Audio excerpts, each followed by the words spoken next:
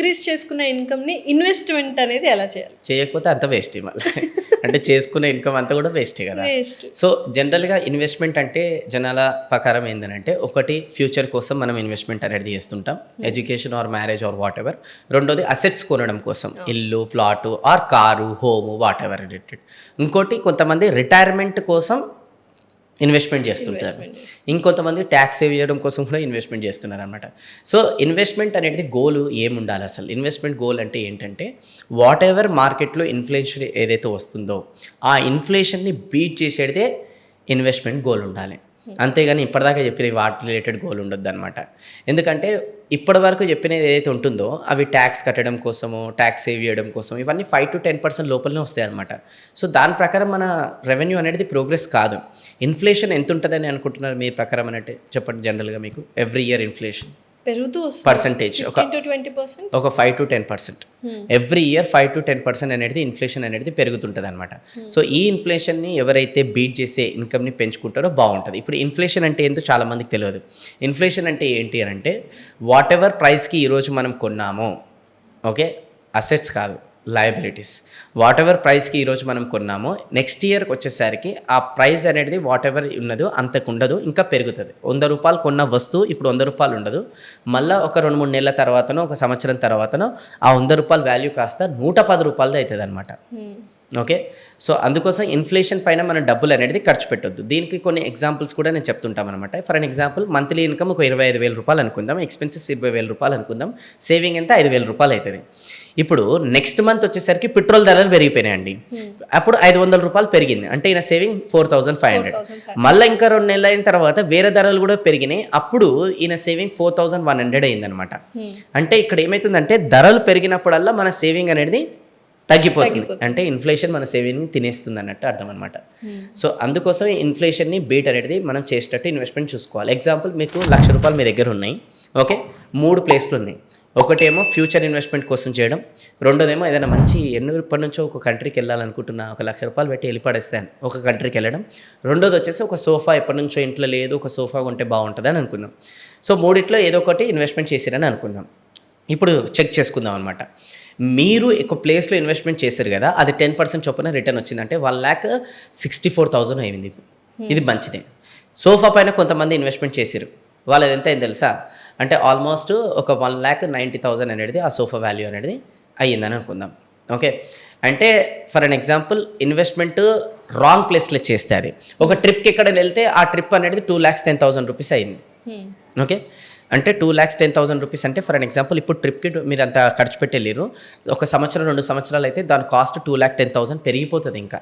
అంటే అది వేస్ట్. మన వాట్ ఎవర్ ఇప్పుడు నేను చెప్తున్నాను, సెల్ఫ్ కంట్రోల్ అనేది చాలా ఉండాలన్నమాట. మార్కెట్లో ప్రైజెస్ అనేది చాలా పెరిగిపోతున్నాయి.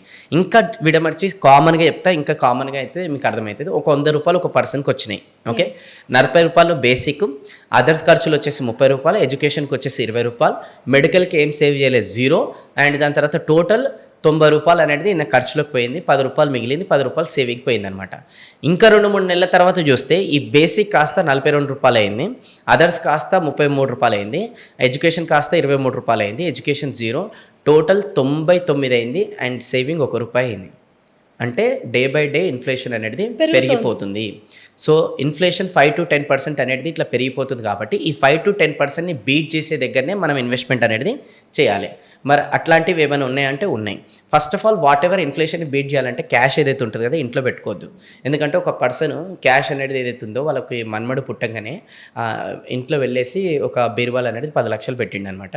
పెద్దగా ఆయనకి ఇమ్మని చెప్పిండు. వాడు 20 సంవత్సరాలు అయిన తర్వాత వాళ్ళ మమ్మీ తీసుకొచ్చి, నాన్న ఇక తాతగారు 10 లక్షల రూపాయలు పెట్టిండు తీసుకో అన్నారు. 10 సంవత్సరాల కింద 20 సంవత్సరాల కింద 10 లక్షలు బీరువాలో పెడితే 20 సంవత్సరాల తర్వాత తీసిస్తే దాని వాల్యూ పెరిగిందా?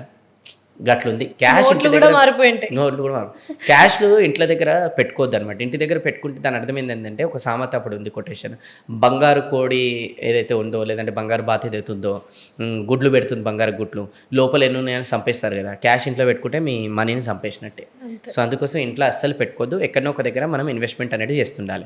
ఇప్పుడు కొంతమంది అంటారు ఫిక్స్డ్ డిపాజిట్ చేస్తే బాగుంటుంది. ఫిక్స్డ్ డిపాజిట్ ఎవరికి చేయాలనంటే, ఎవరైతే 60 నుంచి 80 ఏజ్ ఎవరికైతే ఉంటుందో వాళ్ళు రిస్క్ ఎక్కువ తీసుకోలేరు కాబట్టి వాళ్ళు ఫిక్స్డ్ డిపాజిట్లో పెట్టుకోవచ్చు. కానీ దానికన్నా బిలో ఉన్న వాళ్ళు మాత్రం పెట్టొద్దు. ఎందుకంటే fixed deposit return on investment 3 to 8% అనేది వస్తుంది అనమాట. అందుకోసం ఫిక్స్డ్ డిపాజిట్లో పెట్టుకోవద్దు. ఇంకోటి ఇన్వెస్ట్మెంట్ చేసే ముందు ఎప్పుడు కూడా సొంతంగా పోవద్దు అనమాట. ఎందుకంటే మనం సొంతంగా ఈడ వరకు వచ్చినాం. ఇన్వెస్ట్మెంట్ అనేది ఫ్యూచరిస్టిక్. అందుకోసం ప్రొఫెషనల్ ఎక్స్పర్ట్ బేస్డ్ టిప్ వెళ్ళాలి. అంతేగాని ఒక టీవీలో చూసో న్యూస్ పేపర్లో చదువుకొని స్టాక్ మార్కెట్లో అక్కడ పోయి ఇన్వెస్ట్మెంట్ అనేది చేయొద్దు. ప్రొఫెషనల్ ఎవరైతే సలహా ఇస్తారో వాళ్ళని బేస్ చేసుకొని వెళ్ళాలి. ఇంకోటి ఇన్వెస్ట్మెంట్ ఎప్పుడు కూడా ట్యాక్స్ సేవింగ్ చేయడం కోసం అట్లా ఇన్వెస్ట్మెంట్లు చేయొద్దు అనమాట. ఎందుకంటే ట్యాక్స్ సేవింగ్ అనేది ఇన్ఫ్లేషన్ని బీట్ చేయలేదు. ఓకే, అండ్ అలానే investing in a risky assets. ఎప్పుడే కానీ రిస్కీ అసెట్స్ పైన మనం పెడుతున్నప్పుడు కొన్ని చాలా చూసుకోవాలన్నమాట. Example crypto, NFT or MLM, ఇంకేదైనా పాన్జీ స్కీమ్స్ పైన, వీటిల పైన పెడుతున్నప్పుడు చాలా కేర్ఫుల్గా అనేది మనం ఆలోచించి పెట్టాలి. ఎందుకంటే ఇవి ఇన్ఫ్లేషన్ బీట్ చేయొచ్చు, చేయకపోవచ్చు. అది రిస్క్ పైన ఆధారపడి ఉంటుంది అనమాట. ఎందుకంటే ఎప్పుడే కానీ మిడిల్ క్లాస్ వాళ్ళు స్టార్టింగ్లో వచ్చే డబ్బుని రిస్క్ల పైన పెట్టొద్దు. ఫస్ట్ సేఫ్ సైడ్ పైన పెట్టి కొన్ని అసెట్స్ మల్టిప్లై అయిన తర్వాత రిస్క్ పైన పెట్టాలి. ఈ మధ్యకాలంలో కొంతమంది కన్ఫ్యూజ్ చేస్తారు అనమాట. కొంతమంది రియల్ ఎస్టేట్ పైన పెట్టమంటున్నారు, కొంతమంది షేర్ మార్కెట్ పైన పెట్టమంటున్నారు, కొంతమంది గోల్డ్ పైన పెట్టమంటున్నారు, ఇంకా కొంతమంది మ్యూచువల్ ఫండ్ పైన పెట్టమంటున్నారు, గవర్నమెంట్ స్కీమ్స్ పైన పెట్టమంటున్నారు. ఏది పెట్టాలనంటే అన్నిట్లో పెట్టాలి, కానీ పర్సంటేజ్ అనేది ఉంటుంది.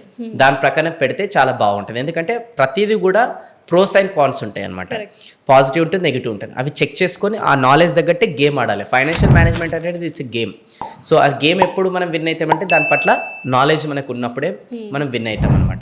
ఎందుకంటే స్టాక్ మార్కెట్కి, గోల్డ్కి నెగిటివ్ కూడా ఉంటుంది, పాజిటివ్ కూడా ఉంటుంది. రియల్ ఎస్టేట్ కూడా నెగిటివ్ ఉంటుంది, పాజిటివ్ కూడా ఉంటుంది అనమాట. So maximum what ever investment చేసేటప్పుడు ఫస్ట్ ఇన్వెస్ట్మెంట్ చేయాల్సింది హెల్త్ ఇన్సూరెన్స్, టర్మ్ ఇన్సూరెన్స్. దాని తర్వాత నెక్స్ట్ థర్డ్ స్టెప్ అనేది స్టార్ట్ చేయాలి. ఇక ఫస్ట్ ఇదైతే ఇప్పుడు మీ బకెట్ లిస్ట్ ఉండాలి. 3 డిఫరెంట్ టైప్స్ ఆఫ్ ఇన్కమ్ ఉంటుంది. Active income, passive income, portfolio income. Active income అంటే ఏంటంటే మన శాలరీ, వాట్ ఎవర్ మనం పనిచేస్తుంటే వస్తున్న income active income. Passive income అంటే ఏంటంటే రెంట్స్, క్యాపిటల్ గెయిన్స్, దాని తర్వాత డైరెక్ట్ సేల్స్, దాని తర్వాత సోషల్ మీడియా ఛానల్స్లో ఒక యూట్యూబ్ ఇట్లాంటిది క్రియేట్ చేస్తే దాని తర్వాత వస్తుంది ఇన్కమ్. బుక్స్ రాస్తే దాని తర్వాత వస్తుంది. పోర్ట్ఫోలియో ఇన్కమ్ అంటే dividend, stocks, mutual fund, commodities, cryptos అనమాట.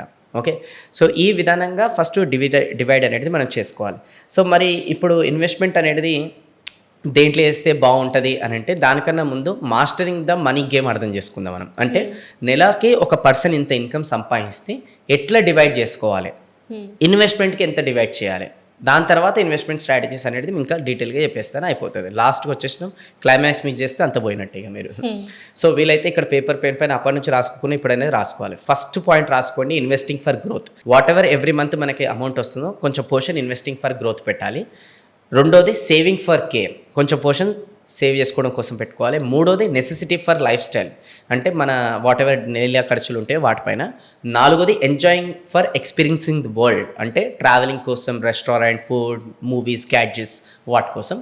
ఐదోది వచ్చేసి ఏంటంటే కాంట్రిబ్యూటింగ్ ఫర్ గివింగ్ బ్యాక్, అంటే ఏదైతే ఇస్తామో అదే తిరిగి వస్తుంది, డబుల్ ఇంట్రెస్ట్తో సహా తిరిగి వస్తుంది. ఓకే, ఇది ఎప్పుడు కూడా చాలామంది మర్చిపోతుంటారనమాట. అందరూ చాలా మటుకు అన్నీ చేస్తారు కానీ ఈ కాంట్రిబ్యూషన్ అనేది చేయరనమాట, దాని ప్రయారిటీలకు తీసుకోరు. సో అందుకోసమే నేను ఏమంటున్నానంటే ఒక ₹1,00,000 సంపాదిస్తే ఒక 2,000, 1,000, 5,000 నాది కాదనుకొని అలాంటి ప్లేట్లో కాంట్రిబ్యూషన్ చేయాలి. కాంట్రిబ్యూషన్ అంటే మళ్ళీ కొంతమంది వేరేది అనుకుంటారు అనమాట. కొంతమంది ఏం చేస్తారంటే ఓల్డ్ ఏజ్ హోమ్కి, అనాథాశ్రమంకి వెళ్ళేసేసి బర్త్డే కేక్ అక్కడ కోసేసి కొన్ని భోజనాలు అనేది పెట్టేసేసి సెల్ఫీలు తీసుకొని ఫ్రెండ్స్ దానం చేసిన ఫ్రెండ్, అది కాదు కాంట్రిబ్యూషన్ అంటే. కాంట్రిబ్యూషన్ అది కాదు. కాంట్రిబ్యూషన్ అని అంటే చూపించుకోవడం కాంట్రిబ్యూషన్ కాదు. మనము అంటే వాట్ ఎవర్ హెల్ప్ చేయాలి, బట్ అది పక్కన వాళ్ళకి కూడా తెలియదు. సో నా దృష్టిలో కాంట్రిబ్యూషన్ ఏందో చెప్తాను. సో కాంట్రిబ్యూషన్ అంటే ఏంటంటే మనం అంటే నేనేం చేస్తా అది చెప్తాను. ఎవరిది వాళ్ళకి ఒపీనియన్ ఉంటాయి. సో మన చుట్టుపక్కల ఫ్యామిలీస్లో కావచ్చు, లేదంటే ఫ్రెండ్స్ సర్కిల్లో కావచ్చు, అలాంటి నీడీ పర్సన్ని ఎతకాలన్నమాట. ఎవరికైతే నిజంగా డబ్బు అనేది అవసరం ఉందో. ఓకే, సో వెతికి ఆ డబ్బు ఏదైతే వాళ్ళకి అవసరం ఉందో మనం ఎవ్రీ మంత్ ఒక 2% to 5% పక్కన పెట్టుకుంటూ రావాలి. పక్కన పెట్టుకుంటూ వచ్చిన తర్వాత ఆ డబ్బు జమ అయిన తర్వాత ఆ పర్సన్ ఎవరైతే మనం వెతికి ఆ పర్సన్కి అనేది వెళ్ళి మనం ఆ డబ్బు ఇచ్చేసేసి ఒకటే మాట చెప్పాలన్నమాట, ఇది నేను నీకు ఇస్తున్నా, మళ్ళీ నాకు తిరిగి ఇవ్వాల్సిన అవసరం లేదు, ఇది నీకు ఏదైతే హెల్ప్ ఉందో అది నువ్వు హెల్ప్ చేసుకో, కాల్స్ వస్తే ఏ రోజైనా నాకు తిరిగి ఇవ్వాలనుకుంటే నీ చుట్టుపక్కల ఎవరైనా హెల్ప్తో కూడుకునే వాళ్ళకి ఇది ఇచ్చేసేసాయి, అది బాగుంటుంది. ఎగ్జాంపుల్ మన చుట్టుపక్కల ఫ్యామిలీస్లలో ఎవరిదైనా మ్యారేజ్ ఉంటుంది, పాపం అమ్మాయి వాళ్ళ ఫాదర్ అనేది చాలా కష్టపడుతుంటారు. అలాంటి టైంలో ఈ సేవింగ్ అంతా తీసుకెళ్ళి ఆ పెళ్ళికి మనం ఇస్తే ఎంత బాగుంటుందని. సో అట్లా నీడీ పర్సన్స్ మన చుట్టాలలో ఫ్రెండ్ సర్కిల్లో వెళ్ళి అక్కడ ఇవ్వాలి. ఒకవేళ లేకపోతే అప్పుడు ఆప్షన్ కింద ఇంకా ఏదన్నా మీరు ఆప్షన్ ఉంటే చూసుకోండి. ఫస్ట్ ఆఫ్ ఆల్ ఉంటారు ఖచ్చితంగా. ఇంత పెద్ద సర్కిల్లో ఎందుకు ఉంటారు? నీడితో కూడుకున్న హెల్త్తో కూడుకున్న. లేదు అని అంటే ఇది కాకోలేదనుకోండి, ఎవరన్నా మీరు ఒక్కరో ఇద్దరో పిల్లలని దత్తకు తీసుకొని పేదవాళ్ళని, సో వాళ్ళ స్కూల్ ఫీజు కట్టండి. అది కూడా ఒక కాంట్రిబ్యూషన్ కిందకి వస్తుంది. మంచిగా ఎడ్యుకేషన్ అనేది మనం ఇచ్చినట్టు అలా మనం చూసుకోవాలన్నమాట. సో ఇప్పుడు ఏదైతే ఇది కాంట్రిబ్యూషన్ మనం చేస్తున్నామో 2V5 నేను చెప్తున్నాను కదా, ఇప్పుడు నెలకు ₹1,00,000 సంపాదిస్తే ఇప్పుడు మన అందరం కూడా కోరుకుంటాం ఏంటంటే అరే 1,20,000 సంపాదిస్తే బాగుంటుంది.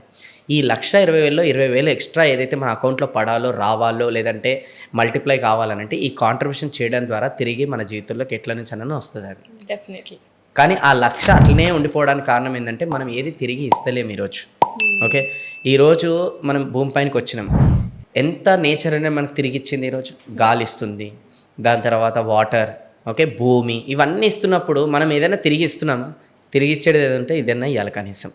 ఎందుకంటే ఏదైతే ఇస్తామో అదే తిరిగి వస్తుంది, డబల్ ఇంట్రెస్ట్తో సహా ఇస్తుంది. ఎగ్జాంపుల్ 2-3 చెప్పేస్తాను, ఇంకా బాగా కాంట్రిబ్యూట్ అప్పుడు చేయగలుగుతాను.